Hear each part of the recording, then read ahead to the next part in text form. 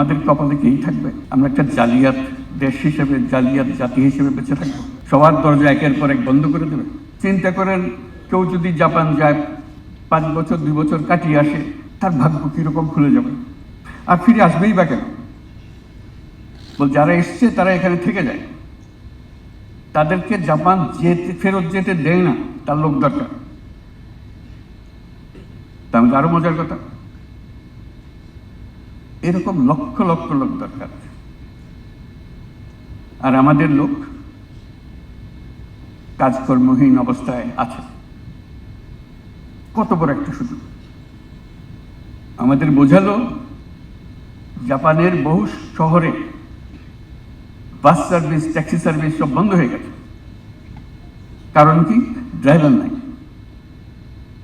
বলছে যত ড্রাইভার পারো পাঠো, আমাদের শহরগুলো চালু করতে হবে। আবার মাইলের পর মাইল গ্রামীণ এলাকা ফাঁকা পড়ে আছে। আগে কৃষি কাজ হতো, কৃষিতে খুব উন্নত দেশ ছিল, তারা they are very proud of their agriculture. জনশূন্যবিহীন, মানুষ নাই, জন নাই, বাড়িগুলো শূন্য পড়ে আছে, ট্রাক্টর ইকুইপমেন্ট সমস্ত পড়ে আছে। তো তোমরা লোক পাঠাও এগুলো যাতে আমরা চালু করতে পারি। সেই কথার সূত্র ধরে বহু লোক আসা যাওয়া করলো, জাপান থেকে আসলো, জাপানি যারা নিয়ে যাবে তারা আসলো, তাদের সঙ্গে বৈঠক করলাম। তার মধ্যে একজন বললো যে আমার কারখানা এখন বন্ধ হওয়ার উপক্রম। আমার 5,000 শ্রমিক কাজ করে আমার এখানে, তার অর্ধেকেরও বেশি এখন 70 বছর পার হয়ে গেছে। আমি আর বেশি দিন ধরে রাখতে পারবো না, তারা অনেক আগে রিটায়ার করার কথা। তাদেরকে আমি ধরে রাখছি, আমার কারণে আছে, কিন্তু 70 বছর পরে আর রাখা সম্ভব হবে না। আমার কারখানা বন্ধ করে দিতে হবে, আমার এই লোকটাও। এরকম বহু কারখানা ইতিমধ্যে বন্ধ হয়ে গেছে, লোক নাই। এক অদ্ভুত পরিস্থিতি। কাজে এই পরিস্থিতির মোকাবেলায় আমরা কত দূরে আছি। যেখানে পাওয়ার জন্য লোক আগ্রহ করে বসে আছে, আমরা পাচ্ছি না। কেন পাচ্ছি না? তার মধ্যে একটা বড় করুণ কাহিনী। সে করুণ কাহিনীর একজন সাক্ষী এখানে উপস্থিত আছে, লুৎফে। মিডল ইস্টে যাই, যে দেশে লোক পাঠাতে যাই, প্রথম কথা হলো তোমাদের কাগজপত্র সব জাল, নকল, বেজাল, ভুয়া। বাংলাদেশ বিখ্যাত হয়ে গেছে সারা দুনিয়া জুড়ে শুধু ভুয়া কাগজের জন্য। আমাকে ইউএইর মিনিস্টার বলতে আমি নিজে সাক্ষী, যে মহিলার সঙ্গে আমি আলাপ করলাম, সে বললো সে ডাক্তার। বেশভূষায় দেখলাম, কারণ তারা নিয়ে অনেক কথা উঠছে, বেশভূষায় দেখলাম হয়তো গৃহকর্মী হতে পারে, সে ডাক্তার তো হবার কোনো কথা প্রশ্ন ওঠে না। কিন্তু তার দাবি হলো আমার কাগজপত্র আছে, ডাক্তারের সার্টিফিকেট আছে তার, জেনুইন সার্টিফিকেট, এটা চেক করা হয়েছে, জেনুইন সার্টিফিকেট। বলতে আমরা কি করি এখন? অবশেষে তারা বাংলাদেশ থেকে লোক নেওয়া বন্ধ করল। আপনাদের হয়তো মনে আছে, একেবারে টোটালি সিল, বাংলাদেশে কোনো লেখে না, সব কাগজ ভুয়া। এর জালিয়াত জাতি হিসেবে আমরা পরিচিত হয়ে গেছি।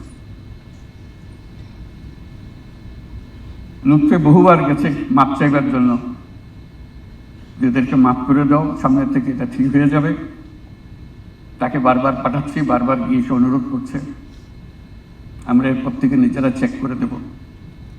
ওরা বলছে না, এই সিদ্ধান্ত আমরা পাল্টাতে পারবো না, কেন আমাদেরকে এত ঠকাইছে এই পর্যন্ত।